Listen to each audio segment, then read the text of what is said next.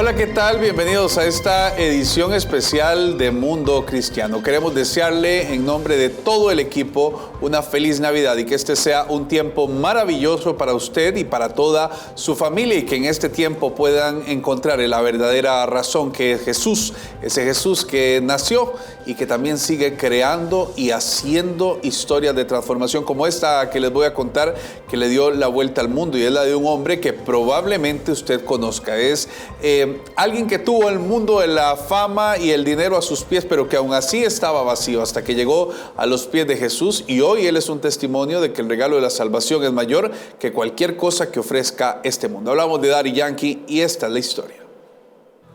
Santo Señor, qué lindo la casa del Señor, amén. Sí, es Ramón Ayala, más conocido en el mundo de la música como Daddy Yankee, el ícono de la música urbana conocido por sus éxitos como Gasolina y Dura. Ahora está en el púlpito de la iglesia Refugiados en su presencia en Puerto Rico, con la confianza de un pastor, testificando a Jesús como su Salvador y contando por primera vez su testimonio fuera de su iglesia. 20 años me costó volver al camino, pero el orgullo fue lo que me separó de Dios. Yo construí mi torre de Babel. Yo construí una torre que llegaba hasta el cielo. Yo dije, yo voy para encima, a mí no me detiene nadie. Yo estaba como los de Babel, creando mi torre. Y yo dije, no me para nadie.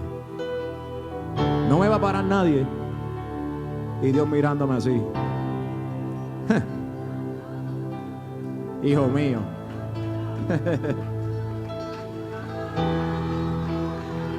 Hijo mío, yo sé lo que yo deposité en ti. Dios quebrantó ese orgullo a través de un problema de salud, y eso le enseñó a ser dependiente de la fe. Yo sé lo que es la muerte. Y yo sé lo que es estar en una camilla, en un hospital, en el borde de la muerte también. Y en el borde de la muerte yo le digo al Señor, Señor, por favor, dame la oportunidad. Si tú me revives, Señor, y me ayudas y no me dejas morir, te voy a servir. Y Dios lo levantó. Así, en septiembre del 2016 le entregó su vida a Cristo, aunque según contó en la iglesia, esto era solo el comienzo de un largo proceso. Pero así mismo sigo batallando con eso.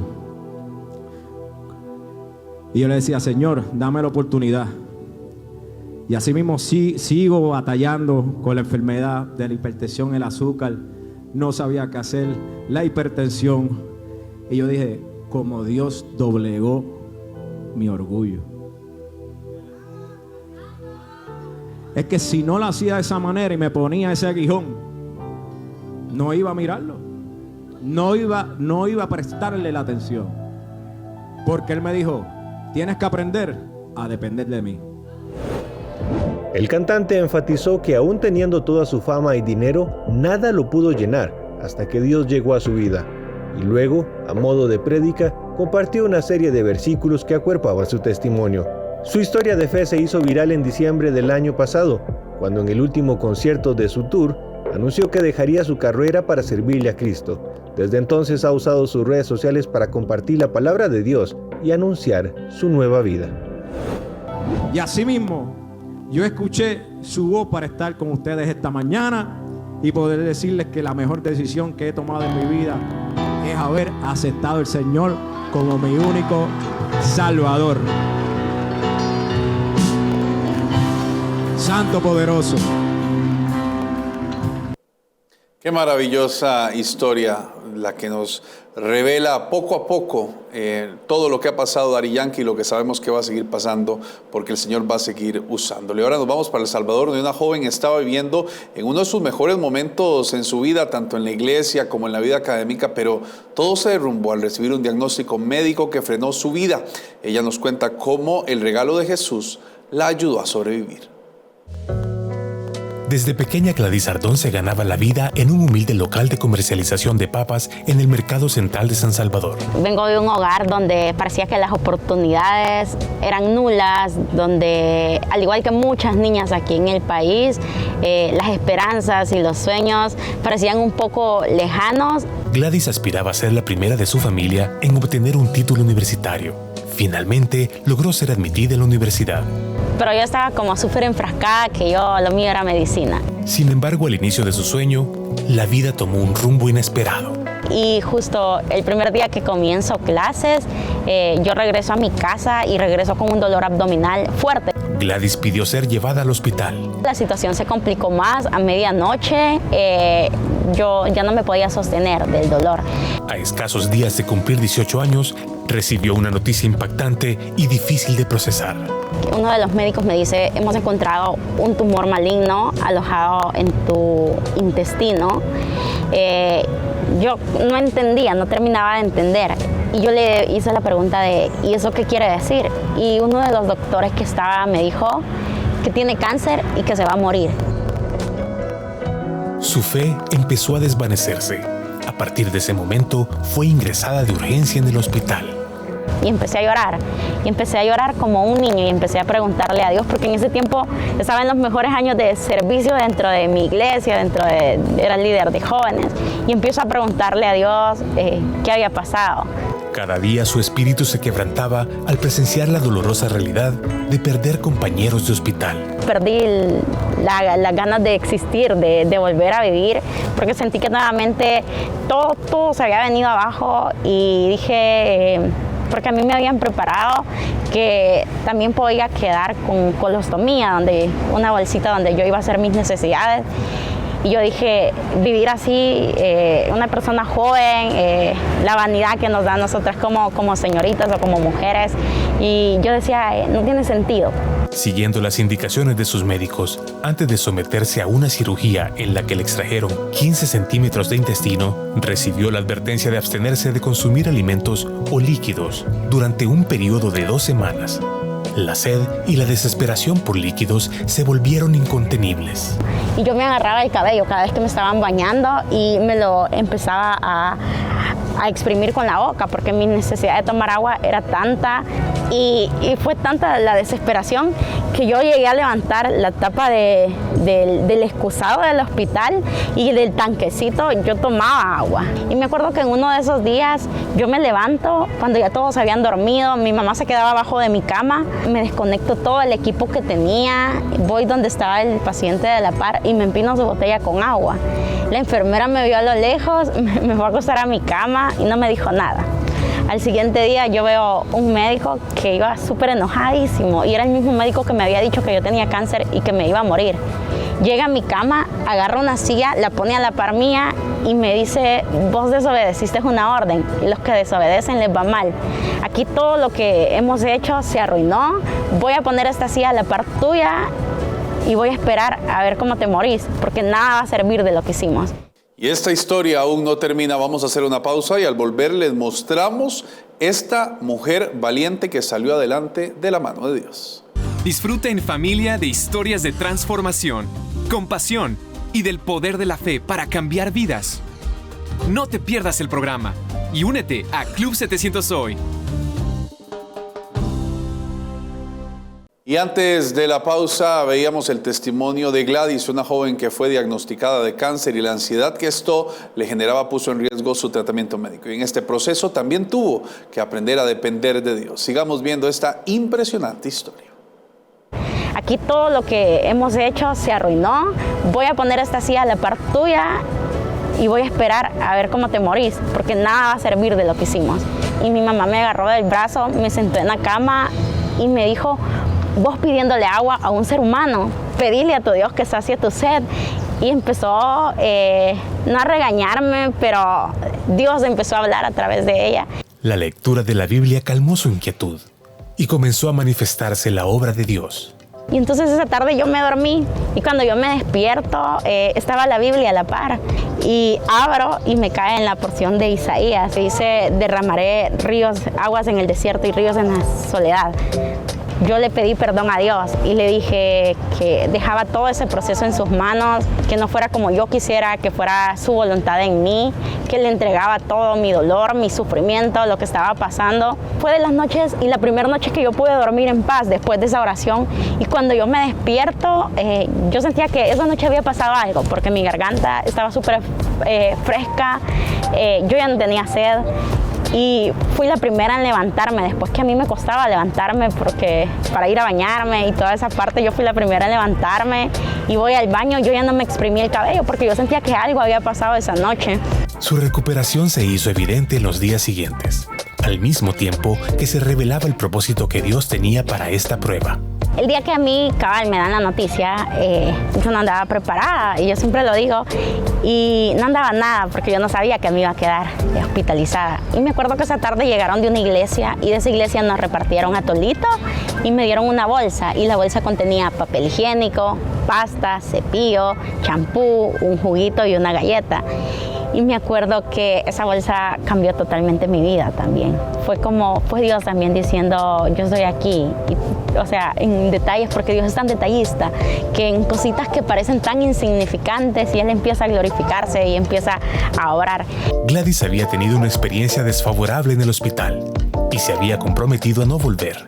Sin embargo, ella tomó la decisión de distribuir bolsas con productos básicos para ayudar y devolver la gracia a otros, tal como había sido bendecida durante su hospitalización. Porque yo me acordaba lo que mi mamá había pasado y las veces que por hacer algún examen o por comprar algún medicamento mi mamá tuvo que dejar de comer para que yo pudiera tener acceso a ello. El propósito de Dios continuó revelándose en la vida de Gladys. La cuenta de ahorros de su familia se reducía a tan solo 67 centavos. Las ventas en el mercado estaban en declive debido a la pandemia, y el oneroso tratamiento médico llevó al colapso económico. En medio de esta situación crítica, recibió una llamada de la universidad que exigía el pago de una suma considerable para cubrir los gastos de su graduación. Y empecé a hablar con Dios y empecé a hacer esa oración y le agradecí. Esa vez nuevamente solo le agradecí, le dije que gracias por lo que me había permitido lograr, que gracias por permitirme llegar hasta esa etapa. En busca de liberar sus emociones, Gladys tomó su teléfono móvil para compartir en sus plataformas de redes sociales. Utilizó una cuenta creada originalmente para una tarea universitaria, en la que solo tenía a 5 de las personas más cercanas como contactos. Donde dije que era una joven con muchos sueños, con muchas ilusiones, que daba gracias a Dios por permitirme llegar ahí, que no sabía si iba a poder graduarme, pero que daba gracias a Dios. Y me acuerdo que hice eso, me di la llorada existencial y me fui a dormir. Al siguiente día que yo me despierto, mi teléfono empieza a bling, bling, bling. Y de tener 5 seguidores, yo ya tenía 5,000 seguidores en redes sociales. O sea, fue súper rápido.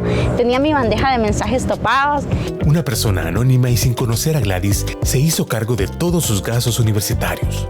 Este gesto permitió que Gladys completara su carrera universitaria, convirtiéndose en la primera de su familia en obtener una profesión. Ahora utiliza su testimonio como influencer en beneficio de quienes más lo necesitan. Podemos usar las redes sociales para beneficio de los demás. Y igualmente creo que si no tuviera los 21,000 seguidores, yo creo que puedo influenciar la vida de la persona que está a la par mía en el microbús, en el bus, en la calle, y que puedo marcar la vida de esa persona.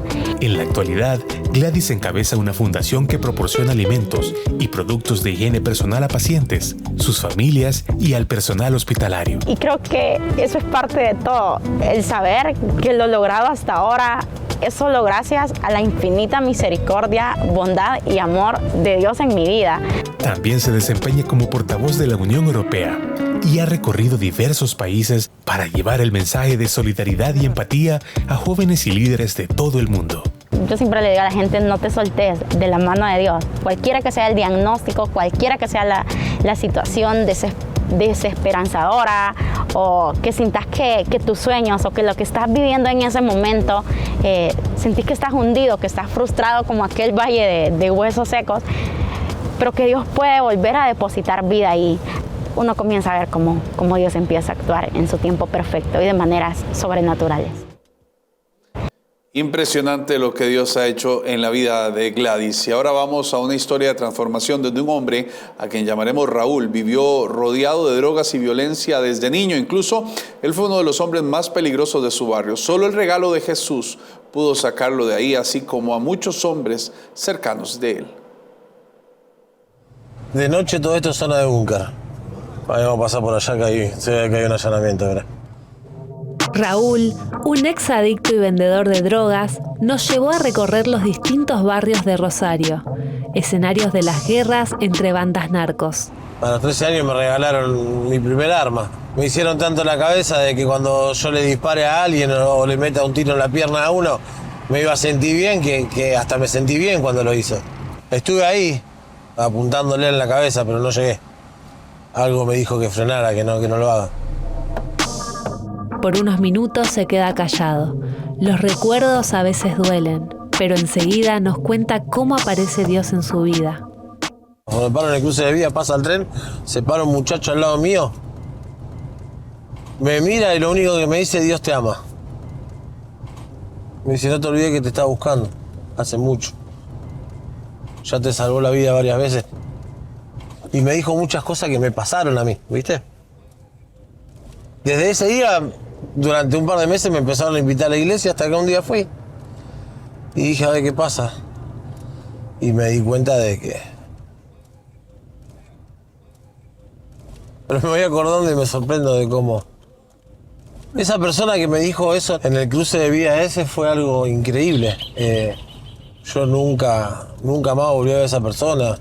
Es más, me acuerdo, yo había quedado medio como choqueado en ese momento. Y de ahí me pregunté si verdaderamente Dios... Que Dios fue, o sea, no. Yo otra explicación no le encontré. Para Raúl es difícil separar su propia historia de la del barrio. La mayor parte de su vida la vivió en esas calles que todavía huelen a sangre. Finalmente, llegamos a la Granja Canaán, lugar donde Raúl pudo restaurarse y donde otros jóvenes nos contaron sus experiencias. ¿Cómo era tu trabajo? ¿Qué hacías? Yo primero empecé atendiendo y después empecé como encargado de 3 búnkeres. Cuidar de la policía, que nos robe la policía, porque la policía también te roba. Y si tiraban, se lo tenían que tirar. Y mi vida corría peligro cuando había ocasiones que me daban la cocaína para vender o para entregar a los búnkeres y no llegaba la cantidad que tenía que llegar. Primero te hablan y después ya no te hablan más, ya toman otras medidas. Una vez me pasó, estábamos encerrados en un lugar vendiendo y nos tiraron 3 bombas molotov. Entonces vos estás todo el tiempo paranoico esperando el momento que te van a venir a tirar. ¿Cómo fue que decidiste salir de esto? Porque no tenía control de mi vida. Iba a terminar muerto. Estoy en una institución donde el Señor me extendió la mano nuevamente y no la pienso soltar. Llegué acá, buscando de Dios, estoy mejorando y estoy recuperando mi familia de a poco, la confianza. Es impresionante cómo trabaja Dios con nuestras vidas. Las entrevistas terminan y Raúl nos llevó nuevamente al punto donde emprendimos nuestro regreso a Buenos Aires, no sin antes contarnos cómo fue su milagro. Yo pude salir de la droga, de la delincuencia, renuncié a las armas, renuncié a la droga, renuncié a todo.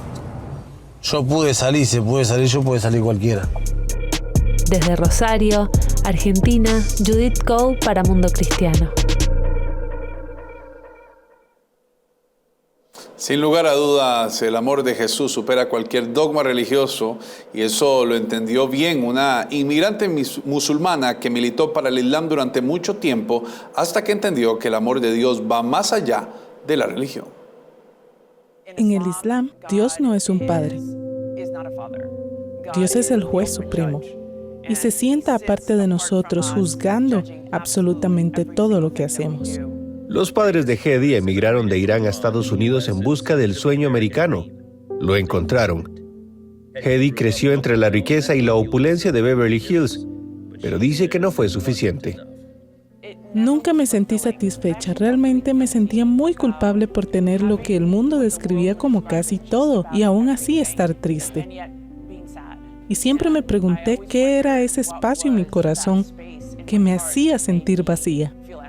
Mientras estaba en la universidad esperaba que la religión llenara ese vacío. Su padre la empujó hacia el Islam y su novio la llevó a una mezquita local, pero sus enseñanzas eran extremistas y ella se alejó buscando otra rama del Islam llamado sufismo. Después de graduarse de la Facultad de Derecho, Hedy comenzó a escribir informes sobre el extremismo musulmán. Su trabajo la llevó al FBI y a una carrera trabajando con agencias gubernamentales que combaten el terrorismo. Para mí, fue algo natural estar en el Islam y en estas comunidades, estudiarlas y trabajar contra el extremismo al mismo tiempo. Sentí que estaba contribuyendo a mi país y a mi fe. Pero aún así nada la llenaba, y un día después de 22 años en el Islam, Hedy se quitó el velo. Sus imanes dijeron que su destino ya estaba marcado. Me dijeron que iba a estar colgando de mi cabello por una eternidad en el fuego del infierno porque quité el velo. Entonces, a pesar de la incertidumbre de no tener la salvación prometida, porque había hecho esta cosa para disminuir mi religiosidad externa, y eso era inaceptable. Y abandoné el Islam. Me sentí muy perdida. Fue devastador. Sentí que no tenía ningún punto de apoyo. Hedy anhelaba tener a Dios en su vida. Mientras estaba en línea, vio un video de un pastor cristiano que hablaba sobre tener una relación con Dios a través de Jesús. Se sintió conmovida y confundida. Poco después hizo una oración desesperada. Estaba de rodillas en la oración ritual del Islam, con la cabeza en el suelo y llorando, diciendo: ¿puedes revelarte a mí, por favor? Estoy totalmente confundida sobre quién eres. Y fue en una de esas oraciones en mi dormitorio cuando escuché la voz de Cristo. Y Él dijo: Hedy, soy yo. Y fue algo extraordinario. Hasta el día de hoy puedo contarlo como si hubiera sucedido ayer. Supe a partir de ese momento que nunca volvería a ser la misma. Ella continuó viendo al pastor en línea y comenzó a leer la Biblia. Y fue bautizada poco después en la iglesia a la que había visto en internet. Dice que ahora tiene una relación con Dios que nunca pensó que fuera posible. Él ha estado conmigo todo el tiempo. Me pregunto a veces, le pregunto por qué tuve que experimentar ciertas cosas, pero Él ha utilizado todo mi pasado para hacerlo. Y no habría sido posible hace 25 años. No habría sido posible con esa chica en Beverly Hills hacer lo que Él me estaba llamando a hacer ahora. Y por eso estoy para siempre a sus pies. Y el amor de Jesús llegó a Israel para alentar a los soldados heridos en guerra. Al volver de la pausa seguiremos con este especial, el regalo de Jesús que transforma vidas. Creemos que es fundamental estar bien conectados e informados, compartir noticias importantes y concisas, saber lo que pasa en todo el mundo y conocer cómo esto nos repercute. Soy Kevin Valverde y les estaré acompañando aquí en Mundo Cristiano. Continuamos con más, porque el amor de Jesús del que hablamos en estas épocas llegó a uno de los lugares más caóticos este año, y es a los hospitales de Israel, donde soldados heridos de guerra que perdieron miembros de sus cuerpos pudieron encontrar esperanza en el mensaje de la fe. Cuando tenemos un aspecto diferente, somos a los que todo el mundo mira. Así que el hecho de que sigamos existiendo, el hecho de que a veces sonriamos, el hecho de que sigamos saliendo allá afuera, hay mucha gente que dice: vaya, si él no se rindió, entonces yo no me voy a rendir. Aquí en el Centro Médico Sheba han tratado a muchos de los soldados heridos en la guerra desde el 7 de octubre. Algunos de ellos incluso han perdido miembros. Hoy han tenido una visita muy especial. Hoy ha sido increíble estar aquí con los soldados heridos. Mi madre era enfermera, así que siento compasión por los médicos y las enfermeras que atienden las necesidades de los que están aquí y de las familias afectadas. Creo que en un momento como este es muy importante que aparezcamos y mostremos nuestro apoyo y amor, y que sembremos semillas de luz y fe en todos los presentes. El orador internacional Nick Vujicic declaró a CBN News que se sintió humilde e inspirado tras hablar a los soldados heridos. Tuve varias conversaciones con un par de personas en privado y luego también en un pequeño grupo. Creo que fue un momento muy alentador para ellos, y también es maravilloso ver esperanza en sus ojos. Me ha dado una perspectiva para ver que, de acuerdo, todo está bien. Acabo de perder una extremidad, pero si Nick tiene una carrera y una familia increíble, No hay razón para que yo no la tenga también. Tras servir 91 días combatiendo dentro de la Franja de Gaza, Omri Rosenblatt, de 23 años, resultó gravemente herido cuando intentaba desmontar bombas y una explosión le derribó una casa encima. En realidad, toda la casa se derrumbó sobre nosotros, al igual que se ve como las películas de terremotos en Nepal. Así es como se veía. A pesar de estar casi enterrado bajo los escombros, Omri consiguió hacer señales a los rescatistas, los sacaron y los llevaron al hospital. El médico y el comandante del equipo y todos mis chicos estaban 100% seguros de que no lo iba a lograr. Aunque Omri sobrevivió, los médicos le amputaron la pierna izquierda y tuvieron que reconstruirle la derecha.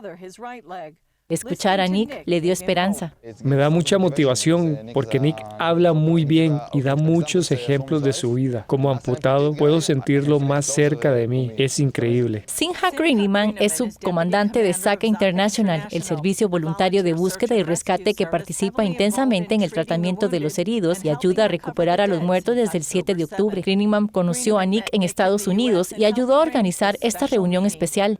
Hablamos de toda la situación y les dijimos que le gustaría venir a ver a los soldados para poder darles valor y fuerza para seguir haciendo lo que están haciendo y darles una forma viva y espiritual de vivir y continuar con su vida. Greeniman admiró la respuesta de los soldados a los ánimos de Nick. Fue hermoso lo que dijeron. Y luego, cuánto coraje y cómo sentirse cerca de él. La vida no se acaba por esto. Como se puede ver, la hermosa familia que tiene, esposa e hijos, y la vida que es hermosa. Nick quiere que los israelíes sepan que no están solos y que América no es su salvador. Aunque me siento solo en Israel, en este momento, como ciudadano estadounidense estoy muy horrorizado. En general, de Occidente y de lo que permitimos que la gente diga sin entender realmente lo que está pasando. Estamos hablando de maldad, estamos hablando de terrorismo. Estamos hablando de gente que su única misión en la vida básicamente es matar a los judíos y a los cristianos. Y creo que esto es un momento muy importante para que los cristianos y los judíos se unan, se alineen y recen. Aunque Omri no sabe qué le depara el futuro, dice que tal vez siga el ejemplo de Nick. También insta a los que odian a Israel a que piensen en lo que dicen y hacen.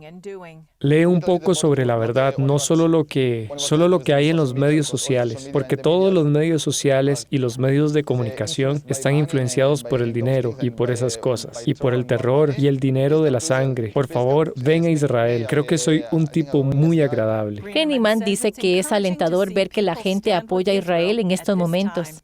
Solo el abrazo de saber que tanta gente está detrás de nosotros, como Am Yisrael, el pueblo de Israel, recibiendo el apoyo de estar ahí, abrazándonos. Eso es solo algo que nos permite seguir haciendo lo que sea que estemos haciendo como una mente fuerte y comprendiendo que nada puede detenernos. Como se dice, nunca más. Gracias por habernos acompañado en este especial. Deseamos que siga pasando una hermosa, feliz Navidad.